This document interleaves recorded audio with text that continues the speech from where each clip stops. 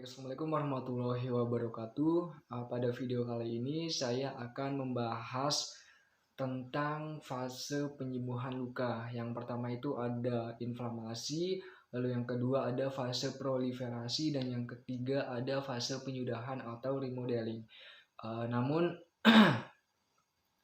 yang pertama saat terjadi luka itu ada yang namanya proses hemostatis, di mana saat terjadi luka, beberapa menit atau beberapa detik kemudian, sel-sel tubuh akan membentuk gumpalan atau bekuan darah, yang mana gumpalan tersebut berfungsi sebagai penyumbat agar darah tersebut tidak keluar lebih banyak lagi. Dalam hal ini sangat berperan suatu zat yang sangat berperan itu adalah trombosit yang keluar dari pembuluh darah. Lalu selanjutnya setelah itu baru masuk ke fase inflamasi atau reaksi inflamasi, di mana pada fase ini sel-sel emas dalam jaringan ikat akan menghasilkan serotonin dan histamin yang mengakibatkan terjadinya suatu vasodilatasi setempat dan peningkatan permeabilitas kapiler sehingga terjadinya eksudasi cairan dan terjadi edem dan pembengkakan. Lalu pada fase ini juga leukosit itu akan bergerak menembus dinding pembuluh darah menuju ke area luka.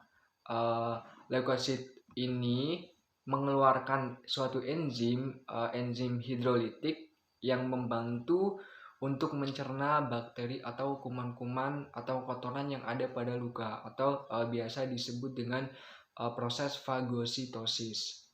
Lalu pada fase selanjutnya, limfosit dan monosit yang muncul itu juga ikut menghancurkan atau memakan kotoran-kotoran atau bakteri atau kuman yang ada pada luka tersebut. Lalu dengan fase ini maka luka hanya dipertautkan oleh fibrin sehingga perlekatan luka itu belum terlalu kuat. Lalu selanjutnya masuk ke proses atau fase berikutnya, yaitu fase proliferasi, di mana pada fase ini itu berlangsung mulai dari akhir fase inflamasi sampai kira-kira itu akhir pada minggu ketiga. Lalu pada fase ini juga disebut dengan fase fibroplasia, yang mana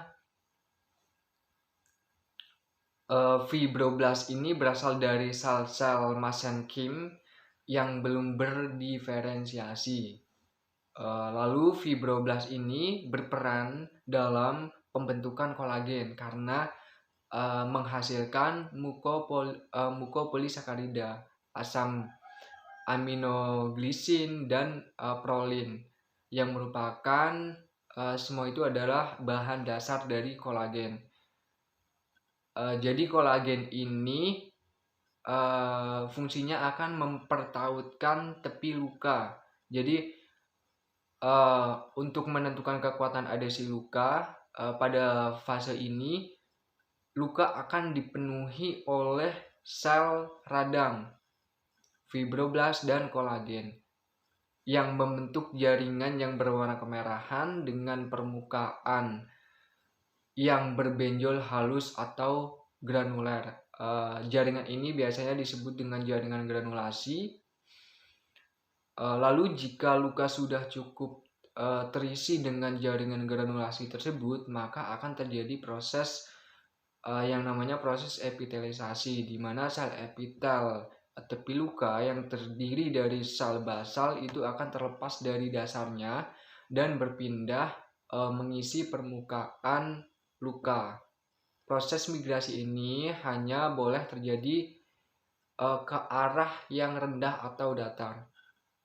Jadi epitel ini tak dapat bermigrasi ke arah yang lebih tinggi.